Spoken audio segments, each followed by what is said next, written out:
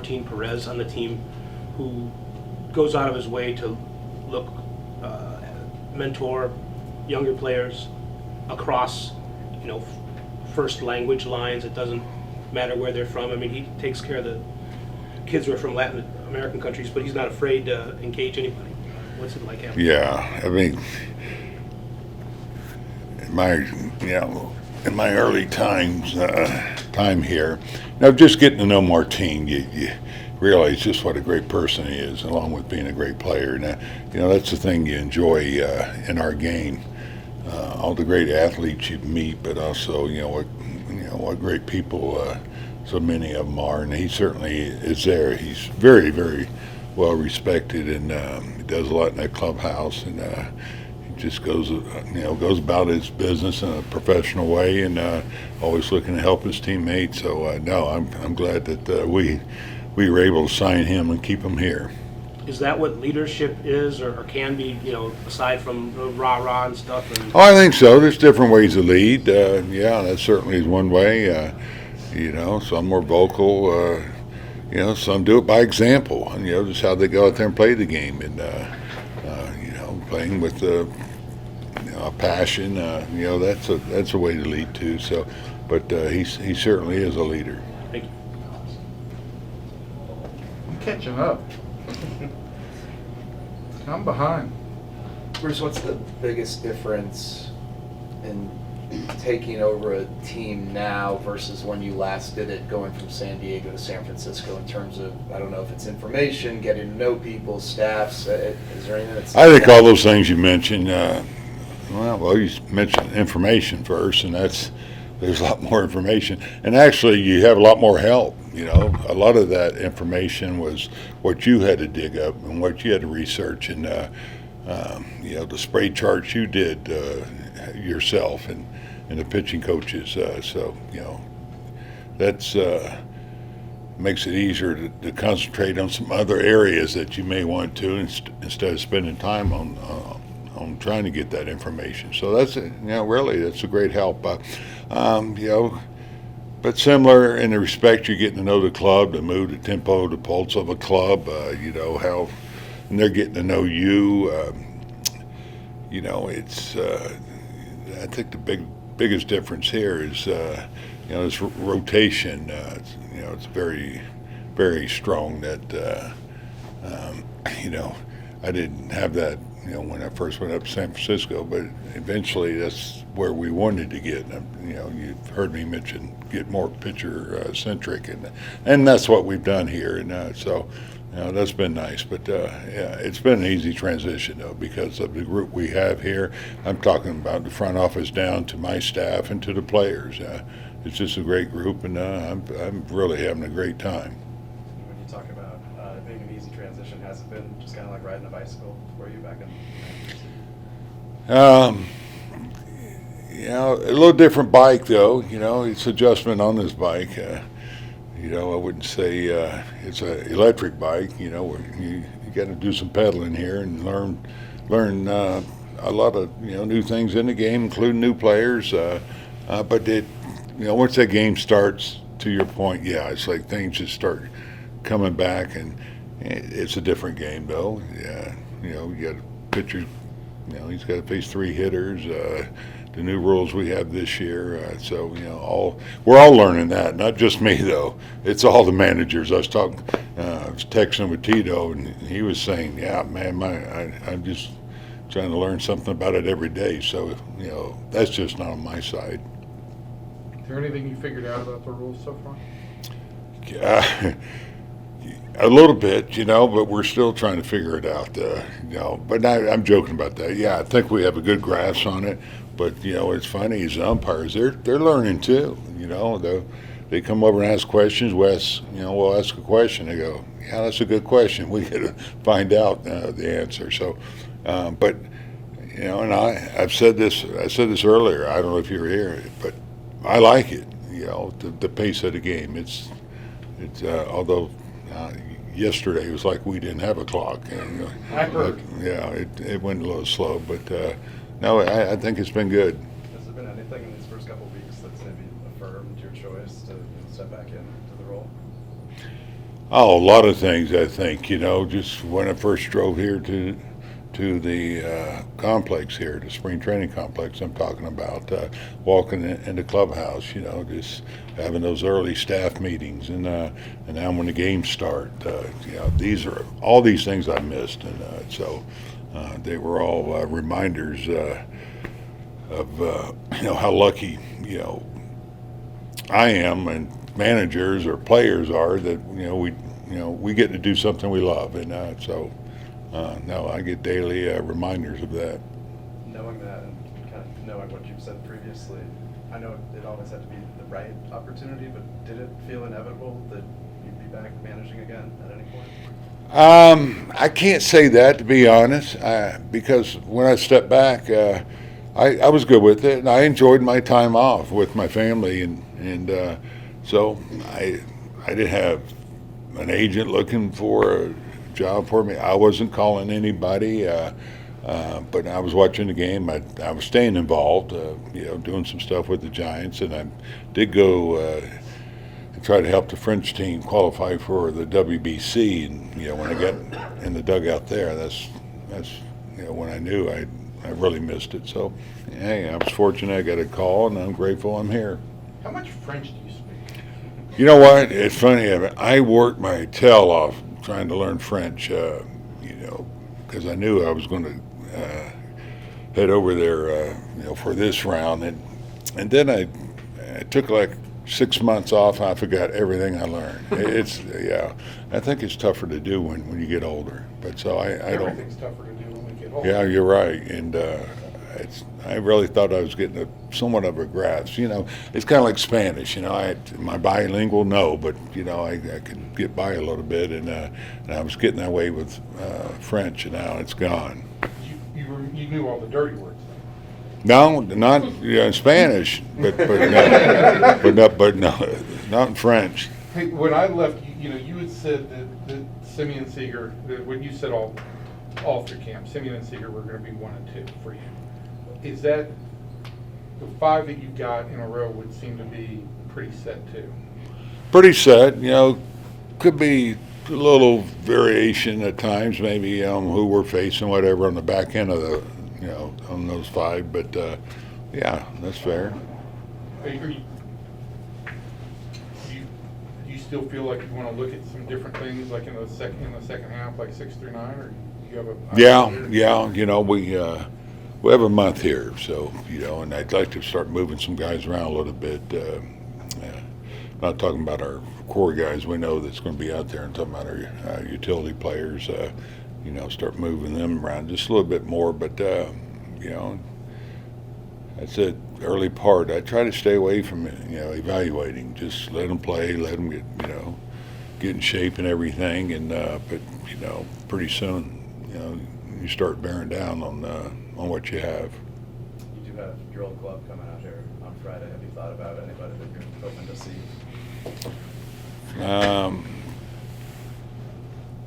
They probably won't be here. Surprise, but Logan's now, making the start. Logan's making the start.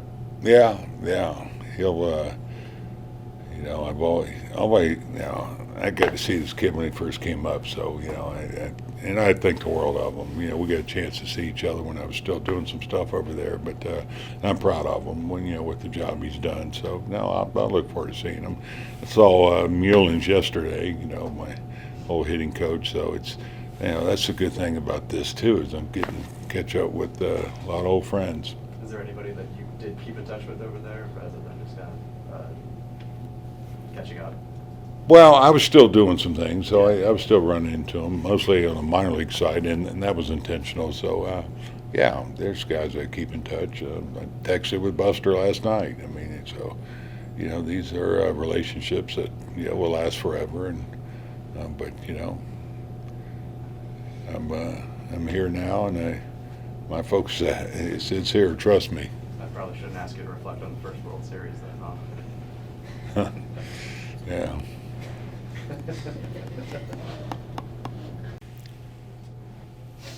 So, start with our typical question. Is there any update on Jacob deGrom? He's doing fine. He's not going to throw today. That's just because he doesn't need to. You know, he threw yesterday, and so he'll be back out there throwing tomorrow. So he's making, you know, the normal progress that we thought he would be at this point. So he'll take another pin. Saturday, Friday or Saturday. I got my notes on my desk, but I got a few guys I got to keep up with right now. Yeah. But he's doing fine. So tomorrow's Friday, Saturday. So it's the next time he throws, is that going to be a live, or is that supposed to No, still be on the right now it's a pin, yeah. I know it's March 2nd, so we're a little early to start talking about who's made the team and who's not. But obviously, you know, Seager's on, Simeon's on. There are guys that are on the team. In the bullpen, are there guys that are like, we check that box, they're on the team? I assume like Leclerc would be one of those guys. How many, basically what I'm asking is how many spots are there up for grabs? Wow, I can't give you an exact number. I mean, we have a lot of pretty good candidates in that bullpen, and we're going to have some tough decisions. You know, from the left and right side. So, you know, I wish I could give you a definite answer. I can't. You know, it's going to be competitive. You know, this spring on a couple spots, I'll say that, and we have some good candidates, but don't have it down yet. There's nothing etched in stone as far as this bullpen, the roles, you know, who's going to be down there. I think, you know, you can figure out some that will, but, you know, we're going to look at these guys, and that's why they're in camp. You know, if we had it already figured out, then a lot of guys wouldn't be here. Did we come to a resolution with Leclerc? He's not going to the WBC, if that's what you're asking. That's fine. Yeah, Okay. yeah, he is not going. You know, just that little thing going on with the neck, and it's not. I don't think it'd be wise to send him when he's not quite 100%. He understood. He wanted to you know, represent his country, but he also understands. You know, this is where he works, and how bad we need him, and that's the last thing we want to do is send somebody that's not quite 100%. You had mentioned that Lowe, Simeon, Seager, and Garcia were one of the best front four of the American League. I wanted to ask you to expand on that a little bit, specifically in Garcia, some of the characteristics that you like on him. Yeah, and what I was saying, if you look at our first four hitters, I think we match up with, you know, the other clubs, the good clubs, the really good clubs. That's how much I think of them, and it's a group that, you know, we have speed, you know, a guy that has a knack of, you know, using the whole field, getting his base hit, getting on base. You got Corey, a big threat there, and Lowe really emerges as one of the better hitting first basemen. He got the Silver Slugger, so you know, he has a good option there. And Dolly Garcia, he's just a very dangerous cleanup hitter, which is what you want in that spot. And so, you know, and there's some speed there too, and so it's going to be a group, I think, that's going to be consistent and giving us runs. That's what we're counting on now. I don't want to leave out the other guys, you know, Mitch and Jonah, you know, behind the plate. We got some run producers there. Robbie Grossman, he's looked great. They got a switch hitter, so I think our lineup has more depth to it than probably what y'all had last year. But you didn't see Smith play shortstop yesterday, but you've seen him play shortstop.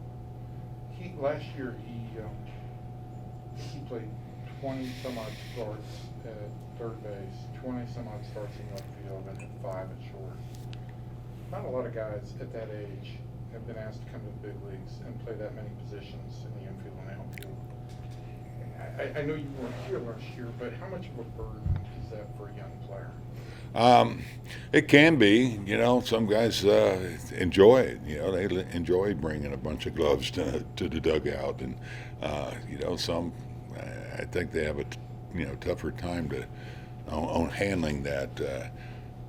But it's really, especially, I think the game's changed where you're trying to get more versatility, more flexibility with these guys on the bench, and so you can get them out there more. They become more valuable to you because you can rest guys everywhere and feel comfortable with, Smitty going in that spot. And before the spring's over, I plan on playing them pretty much at every position, including first base, and maybe not center or right, but he could be out there too, because you never know, and you got to be prepared, for anything, and he's a guy that helps you be prepared for that, because he's your best option when you look at the role players that we have. All right, so with all that, like last year, and he said when I talked to him, that all those positions didn't have any impact on my offense. My offense was a separate thing. And I expect a young player to tell me that. But I also know from my time around the game that it seems like it's almost inevitable that guys would carry that over. Trying to juggle all that stuff to the offense. Do you feel like that might have had an impact on you? You know what? That's fair. I think it might have. I don't know for sure. I'm getting to know Smitty, but I do think, the more you do it, the more confident you get. Hey, I've done it now. You can do it again, and probably will be more at ease or relaxed. Moving around a lot. He knows that's going to be his role. That's the most important thing for these role players, is to understand what your role is, and once you do that, I think you become better at it. And so he's going to know he's going to be our most versatile player, and the guy that we will be moving around, including this spring. Is he going to lead the team in spring plate appearances? Because I can get that money down at FanDuel. Right? Yeah, you know what? It's going to be close. And there's a few guys that I want to probably ramp up their plate appearances, but he's going to be up there. Bruce, yesterday, I think it was Foscue, I forget who was pitching for the Dodgers. Foscue used his timeout, and I think the next pitch, the pitcher came set early and got Foscue in the box ready to go and just milked the clock. And almost, I don't know if it froze him, but is that a strategy you guys have discussed, if a hitter has used their one timeout, trying to take advantage of that? Yeah, it's going to be a strategy, I think, for a lot of pitchers in the game. Once that hitter uses that timeout, now, the pitcher's got his weapon, that's hold the ball. And you saw what he did yesterday, and held it pretty long one time. And so we've talked to the hitters about this, and, they need to make sure they don't get in too early, because a lot of these pitchers are going to want to come set early and say, hey, you got some time, and don't get set in there and have to call timeout too early. We're going to do it. Some pitchers aren't comfortable doing it, coming up and holding the ball as long as he did. I've had pitchers that as soon as they come set, they got to go. I'm a pace guy. I want my guy out there in a good pace, a good rhythm. I think that helps their command. But it's pretty obvious that kid, he did a nice job, and he threw a pretty nasty pitch too from it. So he was comfortable doing it, and he realizes that's a weapon. I've heard Scherzer talk about that. The hitter calls timeout. He's got that in his back pocket now, where he can hold the ball as long as he wants until the end of the clock. So if the batter calls timeout, uses the timeout, the clock resets to 30. If there's a runner on base, the clock resets to 30, right? No, are you talking about if he's on base? No, it goes back to 20. To 20. Yeah. And so the pitcher can hold that for 19 seconds. Well, no, he still has his time to get in, with 8 seconds. But that's the point. Don't get in too early, because what Foscue was doing, he's in there so early, so the pitcher, had more time to hold the ball on him. So, you can limit a little bit on how long he can hold the ball. But if you get set with 15 seconds to go, that's a long time, the pitcher holding the ball. But he can't he can't quick pitch either. So, you know, so he can get in there, but, you know, if he's not looking at the pitcher, he can't throw the ball just because he's in the box. Where does Sandy Leone